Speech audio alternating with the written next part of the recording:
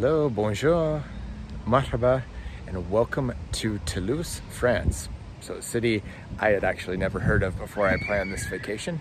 So it continues our theme of places maybe a bit off the beaten path that you maybe have never heard about.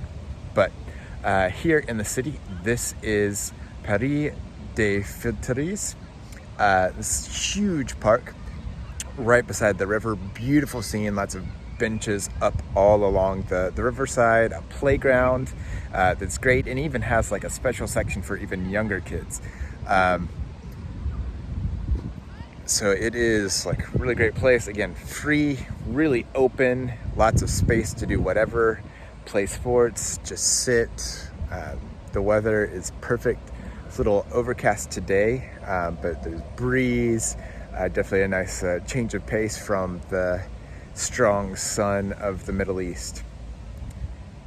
I am looking out a window at Avenue des Lombez, one of the bigger streets in the city. Beautiful, big sidewalks, tree line the whole way to the river. Today we're going to do a little more exploring, visit the Bastille Saint-Germain, visit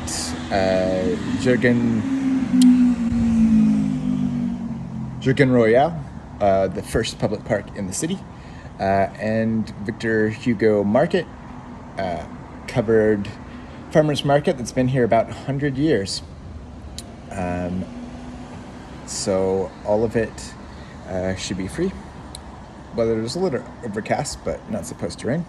So we'll see how the day goes. I'm gonna ride the tram to get there. So we are here at the end of the T metro line at the courthouse, or Palais de Justice. Beautiful tree-lined path. And we are making our way towards Jardin des Royaux, the first public park in the city. So Toulouse is known as the Pink City. So we'll check out the park and just enjoy trees and fall and seeing leaves change. It has such a different feel to it already than the couple days I've spent in Paris. A lot more like a small town. I almost have the urge to sing the opening song, the bell song from Beauty and the Beast, because it has kind of that vibe to it. So I'm here at the park, the Jurgen Royal, and a park in the center. Unfortunately, both are closed. The sign's only in French, so I'm not exactly sure why they're both closed, but the gates are locked. They look amazing inside. Even have little like bridges crossing over them, connecting them both, but cannot actually get in. So proceeding on to the Basilica Saint-Germain. So see you there. And this is the beautiful Basilica Saint-Germain.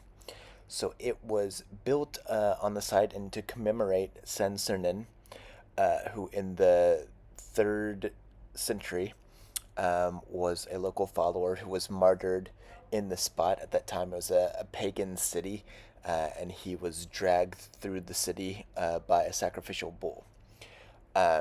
So at the beginning it was a very humble building, built from the 5th century on.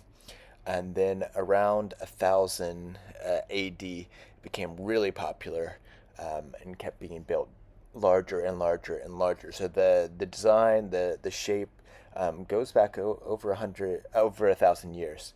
Unfortunately, the whole building burned down in the 1800s and has been rebuilt.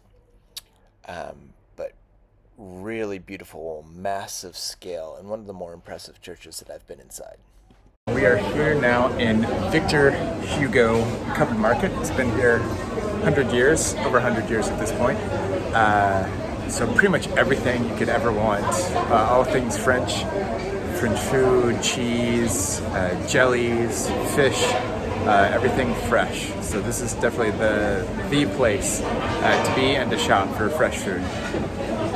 So we are here now in Albi. Behind me is the Cathedral San Cecil. So this is built in the 13th century. At that time, there was a crusade going on, the Catholic Church against the Cathar sect that were in the area that was kind of crushed and exterminated. So this church was kind of built with the goal of projecting authority, that showing that the Catholic Church was big and in charge. So it is massive. I'm going to go inside and check it out. Here are just a few images of what it's like inside this magnificent cathedral. This is the Garden Burby, right beside the cathedral. So this is the Garden of the Burbys, National Gardens. So this would have been created by the clergy, Catholic officials living here. Great view of the river and immaculate design. Fortunately, you can't go down there, but pretty nice view, very peaceful. This behind me is the Point View Bridge. So originally built in the 1100s in stone, then just about 200 in the 1800s covered over in brick. So it's one of the oldest bridges in France that's still being used on a daily basis. Amazing architecture. It looks like it could last another 1,000 years. So here is just some of the little trails and random paths that we found wandering the city. So absolutely beautiful landscape along the river, and just strolling, lots of green everywhere, and some truly iconic postcard worthy images as we walked along the water. Really nice path, relatively smooth path. There were lots of stairs to get down to this Riverwalk area, but yeah, worth it for the stroll and the views.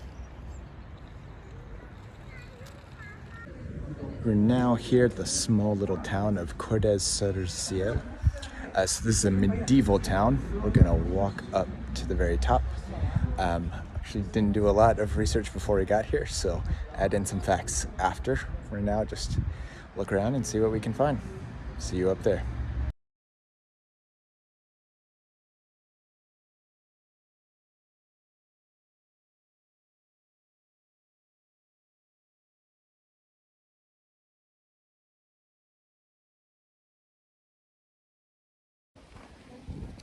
So when you arrive in the town, you have a choice. You can pay another €6 and ride a train, mini train, up to the top, or you can hoof it. So we saw online that, yeah, don't do this unless you're pretty athletic. That was a little bit too much. Like, it's a climb. It's straight up. There are some benches along the way, and we started about 3 in the afternoon, so there was plenty of shade the whole way, so not undoable. I actually pushed a stroller and a 2-year-old up it, so like it's absolutely doable if you're a cheapskate like me, and it's kind of cool. It's a cobblestone road the whole way, little shops, like houses, buildings that look like they've been there 300, 400, 500 years.